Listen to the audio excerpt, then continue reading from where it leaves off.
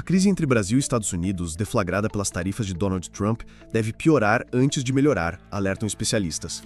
Trump impôs 50% de tarifa sobre produtos brasileiros, justificando com a caça às bruxas contra Bolsonaro e supostos ataques à mídia. O presidente Lula reage com um tom firme, defendendo a soberania brasileira e prometendo reciprocidade. Mas a situação se agrava com a polarização interna, com políticos brasileiros atuando em território americano e a falta de diálogo direto entre as administrações. Sem canais de comunicação claros, a tensão só tende a aumentar entre os dois países. O STF está julgando as medidas cautelares impostas contra o ex-presidente Jair Bolsonaro, com o veredito final previsto para esta segunda-feira, 21 de julho, no plenário virtual. Em pauta estão a proibição de Bolsonaro de deixar o país e a suspensão de suas redes sociais. Essas medidas fazem parte das investigações sobre seu suposto envolvimento na tentativa de golpe de Estado, no 8 de janeiro e no caso da ABIN paralela. Até o momento, a votação no STF aponta para uma maioria em favor da manutenção das cautelares, com ministros como o relator Alexandre de Moraes, Flávio Dino e Gilmar Mendes já tendo votado para que as restrições continuem. A decisão é crucial para o andamento dos processos que envolvem o ex-presidente. A NASA está com planos ambiciosos para a Lua com o programa Artemis. O objetivo é estabelecer uma presença humana contínua e transformar a Lua em um trampolim para Marte. Novos equipamentos buscarão água e gelo no Polo Sul lunar. As missões já têm cronograma. Artemis 2, com astronautas, vai à órbita em abril de 2026. E o aguardado pouso na superfície no Polo Sul é da Artemis 3, previsto para 2027. O governo Lula intensificou o pente fino no Bolsa Família, resultando na saída de 855 mil famílias entre junho e julho de 2023. Essa foi a maior baixa mensal da história, levando o programa ao menor nível em 3 anos, com 19,6 milhões de beneficiários. Os cortes, que somam 2,3 milhões de famílias desde o início do mandato, são justificados pelo Ministério do Desenvolvimento Social por aumento de renda, modernização do cadastro único e fiscalização de irregularidades.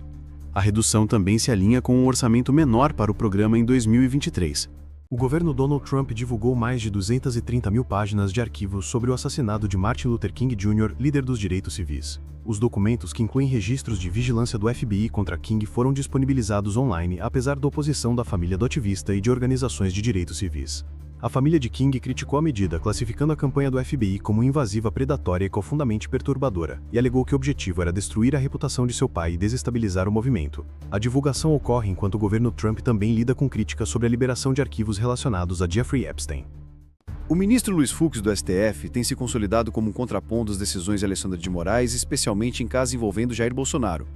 Fux foi o único ministro a divergir das medidas cautelares impostas a Bolsonaro, como a tornozeleira eletrônica e a proibição de redes sociais, votando contra as restrições. Essa postura, que já vinha se manifestando em outras ocasiões, como ressalva sobre as penas do 8 de janeiro e discordância sobre a competência do STF, acende esperança nas defesas. Além disso, Fux é um dos poucos ministros do STF que foram poupados das sanções dos Estados Unidos, aplicadas devido ao rigor de Moraes em processos contra Bolsonaro, sendo considerado imune a essas medidas por interlocutores da Casa Branca. A Coca-Cola anunciou o lançamento de uma nova versão de seu refrigerante adoçada com açúcar de cana após pressão do presidente Donald Trump. Na semana passada, Trump havia afirmado nas redes sociais que persuadiu a empresa a substituir o xarope de milho rico em frutose. A empresa confirmou a novidade como parte de sua agenda contínua de inovação, mas a receita principal da Coca-Cola nos Estados Unidos, que utiliza xarope de milho, não será alterada. A versão com açúcar de cana será um produto separado, que chegará no outono do hemisfério norte. O ministro Alexandre de Moraes, STF, decidiu hoje o futuro de Bolsonaro. O ex-presidente exibiu a tornozeleira eletrônica em vídeo, chamando-a de símbolo da humilhação. Especialistas dizem que isso pode ser violação das medidas cautelares. Se as explicações da defesa não convencerem, Moraes pode aplicar sanções mais duras, incluindo a prisão. A tensão aumenta no cenário político. Após a derrota do Santos para o Inter na Vila Belmiro, Neymar se envolveu em uma discussão com um torcedor. O jogador não teria gostado das críticas recebidas e teve um bate-boca acalorado com o torcedor. As imagens rapidamente circularam nas redes sociais. No dia seguinte, o torcedor se retratou publicamente, afirmando que estava de cabeça quente e pediu desculpas. E aí, Neymar exagerou ou foi só emoção de torcedor? Atenção aposentados e pensionistas. O governo iniciou nesta quinta-feira o reembolso dos descontos indevidos feitos em benefícios do INSS. Mais de 1 milhão de brasileiros foram vítimas de cobranças irregulares, especialmente por associações não autorizadas. Para solicitar a devolução, o beneficiário deve acessar o site da Dataprev ou ir a uma agência do INSS. Fique atento, o prazo e os valores variam conforme o caso. A Venezuela voltou a cobrar impostos de importação sobre produtos brasileiros, ignorando um acordo de 2014. A medida, unilateral e sem aviso, afeta diretamente Roraima. Produtos como farinha e margarina, antes isentos, agora podem ter tarifas de 15% a 77%. Autoridades brasileiras buscam esclarecimentos, pois a decisão pode ser uma nova diretriz política de Caracas ou um erro. A crise agrava a tensão bilateral, especialmente pela falta de reconhecimento da reeleição de Maduro pelo governo Lula. O governo Lula decidiu retirar o Brasil da Aliança Internacional para a Memória do Holocausto, uma medida não oficializada que gerou forte reação.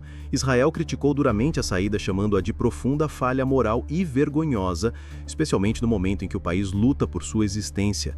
A decisão brasileira ocorre em meio à adesão do Brasil a uma ação na Corte Internacional de Justiça contra Israel, acusando-o de conduta genocida na faixa de Gaza.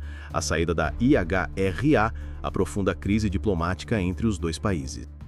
Oferecimento MultiOne.digital, levando inteligência artificial para o seu negócio.